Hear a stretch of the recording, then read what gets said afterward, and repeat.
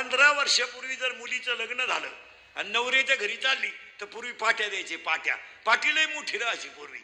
त्या पाटीत पुरणपोळ्या राहायच्या, पुरणाच्या पोळ्यान भजी. कारण महिला मंडळ पूर्वी पाटी द्यायचे, त्याला मूळ पाटी म्हणायची. मूळ पाटी म्हणजे पूर्वी पाटी का द्यायचे तर पूर्वी बायांना पोळ्या येत होत्या. आता पोळी वारली, आता तिची मावस बहीण उठली पुरी. आता आणि पोरगी जर नवऱ्याच्या घरी चालली तर ती पाटी बिटी डौलच राहायचा मार असतो. एसटी गावात येणार, एसटी पशी पाटी घेऊन लोक बसणार. 2-4 नव्या टोप्यावाले कडक मंडळी तिकून येईल, त्यांना इकडच्या टोप्या घेईल, शोभून दिसायचं. मग त्या नवरीला पोचवायला 2-3 बाया, मग तिच्या आईचं रडणं. हा कार्यक्रम शोभून होता. याचं कारण होतं पूर्वी मुलीचं लग्न बाप जमीत होता. आता बापाला व्हॉट्सअपला कळला गुड्डी गेली बुवा, ती आहे. तो आनंद राहिला नाही. आणि आपल्या लोकांनी काय केलं माहिती का महाराज, खरा आनंद आहे ना गमून टाकला. पैशाच्या जोरावर खरा आनंद तुला नाही. पूर्वी लग्न राहायचं खेड्यात, संध्याकाळी लग्न, पातेल्यात राखेल टेंबा आणि लापशीला काय तो काय टोकरे होत्या काय फाडा पोती, एवढी लापशी वाढायची. लगीन टोले जंग. आणि त्या लग्नात एक गडी पठ्ठ्या वहीन पेन घेऊन आणि डबा घेऊन बसायचा. माणसाने आयर लिहायची. आणि त्याच्या अगोदर लग्नाच्या अगोदर बायांनी लुगडे बिगडे आणले, गावात मिरवायचे महाराज. सोहळा चांगला होता का नाही त्या बाई. ह्या 5-6 वर्ष आणि चांगल्या चांगल्या गोष्टी लोकांनी बंद केल्या महाराज. लग्नांमधले आहेर बंद केले तुम्ही, हे चुकीचं आहे महाराज. ज्याला पैशाची गरज आहे त्यानं आहेर घेतलेच पाहिजे. तुमचं काय मत आहे? गरीबाच्या बिचाराचे बँडवाल्याचे पैसे जातील, मंडपवाल्याचे पैसे जातील, आचार्याचे थोडेफार जातील, त्याला काहीतरी कमी होईल. त्याला काय तुम्ही टेम्पो तुम्ही नावे देऊ करून राहिले का त्याच्या जमीन नाही. मग 5-10 रुपये कोणी देत ना. आयर गरीबाने लग्नात बंदच करू नये. तुमचं काय मत आहे? त्याला पैशाची गरज आहे. आता हे नंबर 2 करणार आहेत, यांना काय हे हलकटाने दिली का बाकी यांच्या ठोकून. यांनी छापलं पत्रिकेत कोणत्याच प्रकारचे आहेर स्वीकारले ना. आला गरीबाला किडा. मोठ्याचं पाहिलं गरीबाई बॉम्बलं. आता गरीबाला तर मोठ्यापेक्षा किडा. काहीच घेतलं जाणार नाही. तुमची उपस्थिती हाच अनमोल आशीर्वाद. शब्द कुठून काढले काय ना आवलं दिन. आणि 13 संस्थेच्या थकबाकी आहे. अरे मग गरीबाचे 10-5 रुपये आहेर घेतलं तर निदान एखादी वस्तू कमी होईल. काय महाराज, आम्ही लहान असताना पूर्वी 10वा झाला का 10व्यात दुखटा घ्यायचे महाराज. त्या गावातल्या नाव्यानं वारुळी देऊन तो दुखटा पुकारायचा. पद्धती महाराज चांगल्या होत्या, पण या लोकांनी बंद करून टाकल्या. खरी पद्धत होती गरिबांना आहेर घ्यायला पाहिजे. अजून सावध व्हा तुम्ही. ऐकू नका कोणचं. घ्या, तुम्हाला लागते ना आम्हाला द्या, पण घ्या. विनोद नाही महाराज, पण त्यामुळे एखाद्या गरीबाचं काम होईल. लोकांनी या चांगल्या चांगल्या गोष्टी वजा करून टाकल्या. ती नवरी जर चालली पाठी घेऊन तर ती पुरीची आई एसटी जवळ तिला म्हणायची इकडे. शब्द पहा कशी होती. आडानी बाई इकडे, तुझा आमचा संबंध संपला. पोटभर खायचं आणि रात्रंदिवस कष्ट करायचे. तक्रार जर आली ना, तू ये आणि मी ये. शिकेल होती गाव बाई, शिकेल होती. कशाला पोरी येडेवणी करील. या 10 वर्षापासून पुरीची आई स्पष्ट पुरीला सांगते, एखादा महिना बघ, सगळ्यांचा अंदाज घे, नाही तर पाहुणा इकडे घेऊन ये. तो कांदे वाटणं करीन, पण पोट भरील, पण तो शान मारायचा नाही. आता बोलू नये सणासुदीची. मला सांगतो महाराज, जाऊ द्या, मी कधी मरू द्या, तुम्हाला आपली रोज आठवण याला. हा माणूस काय म्हणत होता. आता जाऊ द्या, आता थोडं कानाला वाईट वाटतंय, पण मी 10 वर्षापूर्वी बोलत होतो ते आजही खरंय, आणि आज बोलतो ते कवाही खरंय. थोडं कानाला वाईट आहे, पण खरंय. ओ महाराज, नुसते फिरायला गेले ब्रह्मगिरीला आणि वाघ आडवा आला. वाघ आणि वाघाला घाबरलेले निवृत्तीनाथ गुहेत घुसले. अख्ख्या कुळाचा उद्धार झाला. काय नुसता विचार करण्यासारखी गोष्ट आहे. वाघाला घाबरले म्हणून गुहेत घुसले. आदिनाथ उमा बीज प्रगटेली मच्छिंद्राला आदली त्याची प्रेम मुद्रा गोरक्षली पूर्ण कृपा केली. काय बोलायचंय महाराज, तू अनुग्रह फक्त ज्ञानो निवृत्तीनाथाला आला. काय ताकद आली त्या याच्यात रेडा वेद बोलला नुसती 10 मिनिटात. म्हणून आज कीर्तनाला घेतलेला मंगळ ज्ञानोबारायांचा आहे. चिंता करायची नाही. इथं आपण 30 मिनिटापूर्वी होतो. मी कुठे जाऊ द्या रातभर महाराज, रातभर येळभर तुम्हाला जाग्यावांना. चिंता का करायची नाही ते त्याचं उत्तर सांगतो. या जगात कट्टेवर हात असणारा ब्रह्मांड नायक भक्कम आहे. तुम्ही आम्ही छातार जोडायचं नाही. देव ठेवील तसं राहायचं. दिवशी किक बसल त्या दिवशी जायचं. वळवळ करून काय करायचं बरं. लई कमवायचंय नाही मागच्यासाठी. आता तुम्ही बरे इतके येडे आम्ही तुम्हाला सांगतोय संघ काही न्यायचं नाही. आणि आम्ही रात्रंदिवस झोंबलोय.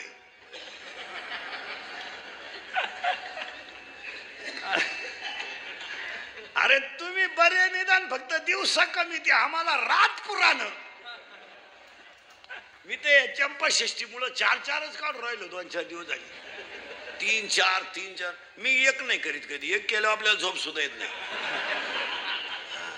3 तर दगड वापटा भ्याव नाही का वाईट. 2-4 दिवस 4-4च काढले. महाराज अंतरातली शक्ती जागी झाल्याशिवाय बाहेरची क्रिया घडू शकत नाही. काय मध्ये फायनल.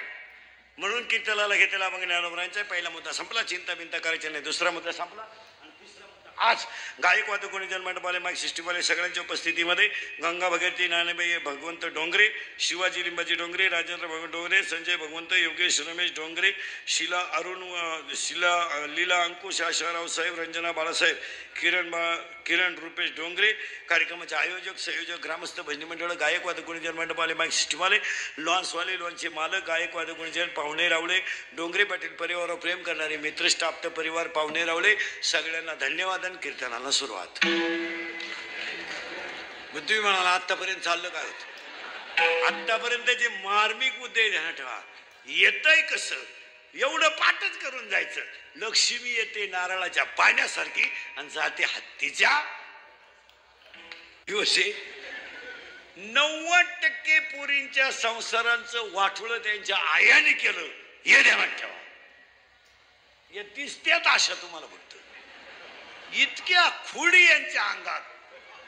कोणती कीर्तनात बाई बसेल तिला म्हणा बोटवर कर फक्त 4 दिवस तुझ्या पोरीचा आणि तुझा फोन नाही. अशी कोणती बाई आहे बोटवर कर बरं. मी सत्कार करतो. कर फक्त बोट तू वर सत्कार करतो तुझा इथे. जाऊ दे माझं आजचं पाकिट सुद्धा तुला देतो. कर बोटवर फक्त तुझ्या पोरीचा तुझा 4 दिवस फोन नाही. अशी कोणती आई आहे कर बोटवर. काम नाही का तुला काही.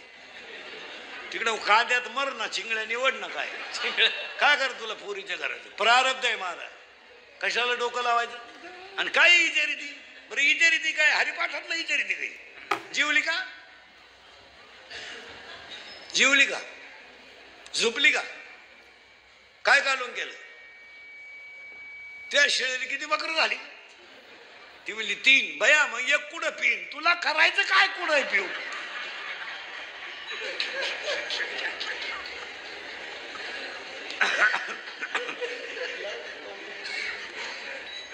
जर आजपासून महिला मंडळ पुरीच्या घरी डोकं लावलं तू कशावय लिहून घे. यंदाची दिवाळी खात नाही तू. ले कशावय. महाराज हसण्याच्या गोष्टी नाही. कुटुंबाला संस्कार करण्याऐवजी लोकांनी कुसंस्कार केलेत. आणि म्हणून तुम्हाला उदाहरण सांगतो. महिला मंडळ तुम्ही म्हणाल महाराज असं आम्हाला का म्हणून बोलला.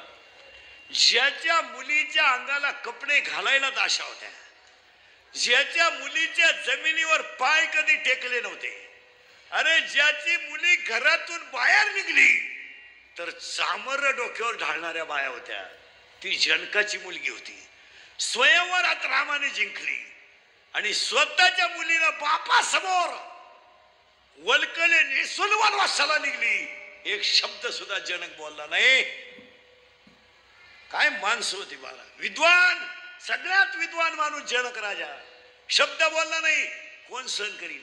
आत्ताचा जनक असता रामाचं कानफाड फोडून टाकला तर नाला का तू वनवासाला निघला 1.5 लाख घटस्फोट घेऊन मायापुरीला दुसऱ्या नवरा रांग लागली पोरांची हाणला असता राम एखाद्यानं आत्ताच्याला आणि 2-3 लाख घेऊनही मोकळा करून घटस्फोट घेतला असता. इथं लय मार्मिक उत्तर आहे, फक्त जाणकार वार करायचं ध्यानात येईल. जनक राजा स्वतःची मुलगी वनवासाला जाताना रडला तर नाहीच, पण शब्द सुद्धा बोला नाही. का बोलला नाही माहिती का? विद्वान होता तो. त्या जनक राजानं काय अभ्यास केला माहिती का?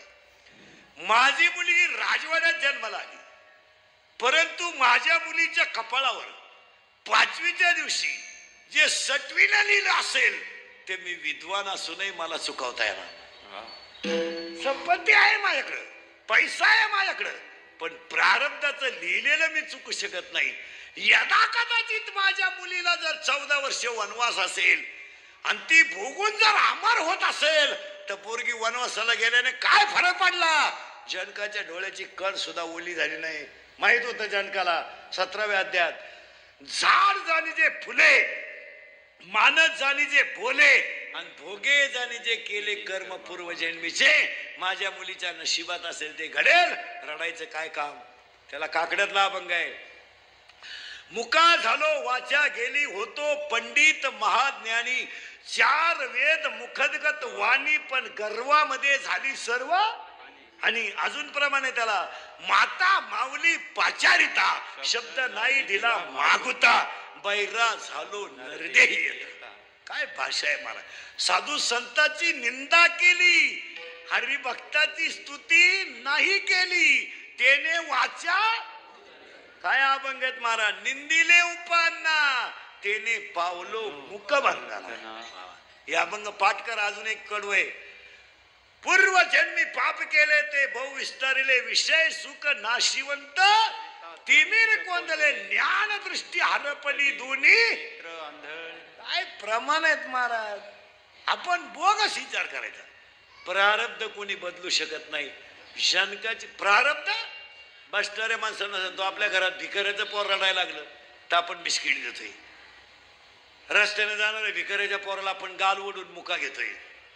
या जगात प्रारब्ध सांगतो एका मिनिटात. या जगात सुखानं संसार चालला होता, पण नवऱ्याला वैराग्य झालं. नवरा वनवासाला गेला.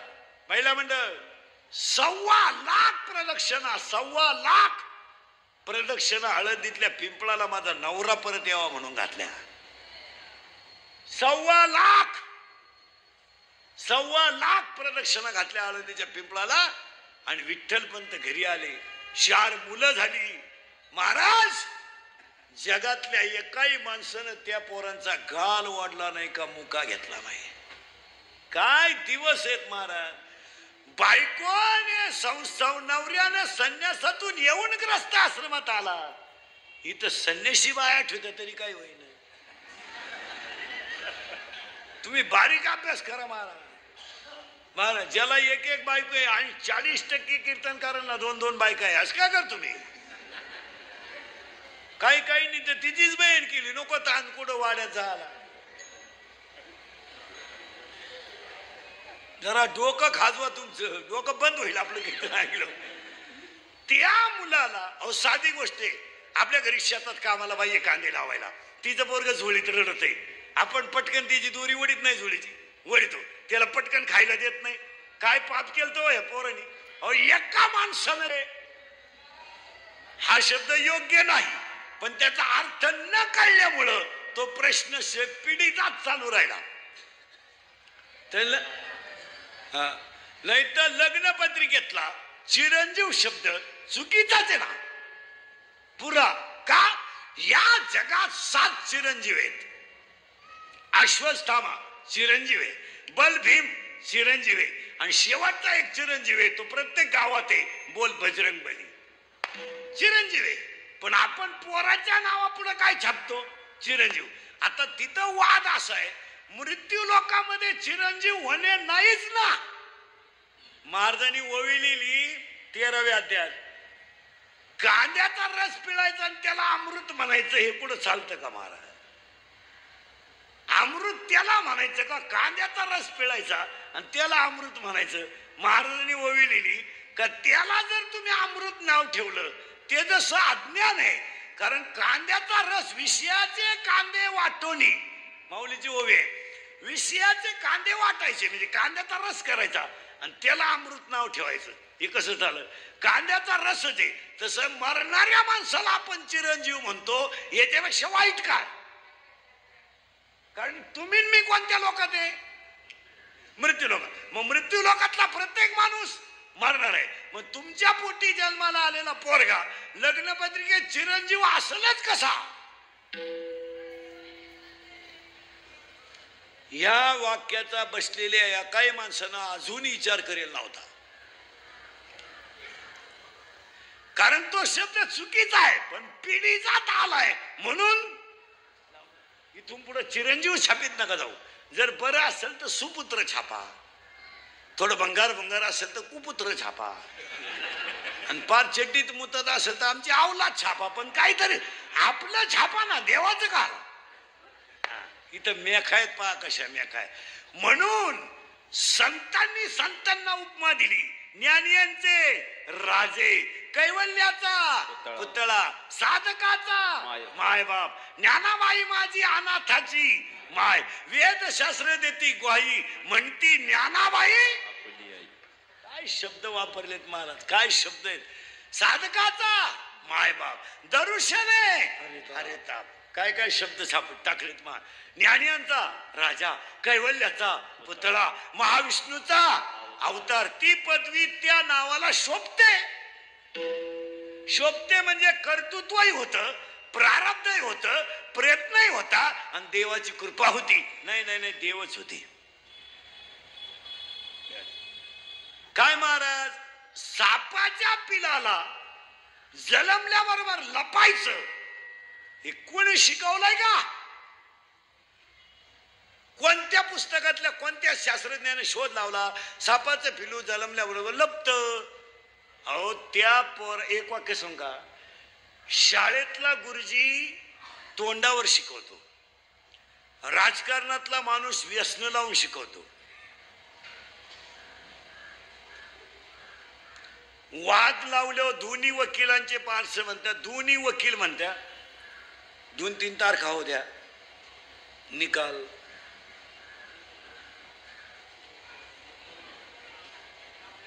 आपल्या बाजू तुम्ही टेन्शन नका घेऊ, तुम्ही बघते राहिले तेवढी भरा आणि चालू द्या. थोडं काय 2-3 महिन्यानं काय फरक पडत नाही, आता आयुष्य गेलं. पण जय आपलाच आहे. बारीक अभ्यास करा मला. जय आपलाच आहे. सगळी लोक तुम्हाला बाहेर शिकवतात, देव पोटात शिकवतो. डोकंच बंद होईल तुमचं. सगळी लोक तुम्हाला बाहेर 15 वर्ष जगातल्या का त्यांचा असा गाल वाढला नाही का, टपकन मुका घेतला नाही का, त्यांच्या पाठीवरून कधी अहो मी म्हणतो हात फिरवायचं जाऊ द्या, नीट बोलले सुद्धा नाही. मी म्हणतो बोलायचंय जाऊ द्या. महाराज आणण्यासाठी तर पडले, पण याच लोकांनी त्यांना भाकर नाही दिली. काय बोलायचे, उलट्या शिव्या दिल्या आणि झोळी शेण टाकलं. त्यातली 4 मुलं, ती 4 मुलं जगाच्या इतिहासातली 4 रत्न ठरली. काय बोलायचंय मला. एक ठरला सदाशिवाचा अवतार, एक ठरला विष्णूचा अवतार, एक ठरला ब्रह्माचा अवतार आणि एक ठरला आदिशक्ती. अरे एक ठरला जगाची आई, एक ठरला विश्वाचा तो गुरु, विश्वाचा गुरु. निवृत्तीनाथ गुरु नाहीयेत, ज्ञानदेव गुरु आहेत. ज्ञानियांचा राजा गुरु, पण निवृत्तीनाथ गुरु नाहीयेत, विश्वाचा तो गुरु आहे. अख्ख्या विश्वाचे गुरु ठरले स्वामी निवृत्ती दादा. काय बोलायचंय मला. कोणत्याही माणसानं यातना सहन केल्याशिवाय तुम्हाला देव पण येणार नाही. असं चालतं का? पक्वा शिकायचं म्हणजे प्रॅक्टिस नको का? येळभर बोंबलं तिंडतो सकाळी वाजितो, आज कुठं चालतं कधी? गायन करायचं म्हणजे रियाज केला पाहिजे. कीर्तन करायचं म्हणजे रोज अर्धा तास पुस्तक उचकलं पाहिजे. तिथं मी असो नाही तर माझा बाप असो नाही तर आम्ही दोघं सांगत असो. हे असं मेमरी कार्ड आणि पेन ड्राईव्ह पाठ करून तुमच्या बापाने कीर्तन पाहिली होती का? असं कुठं चालतं का ह्या बाईचं तंगड त्या बाईला जोडायचं आणि त्या बाईचं तंगड ह्या जोडायचं?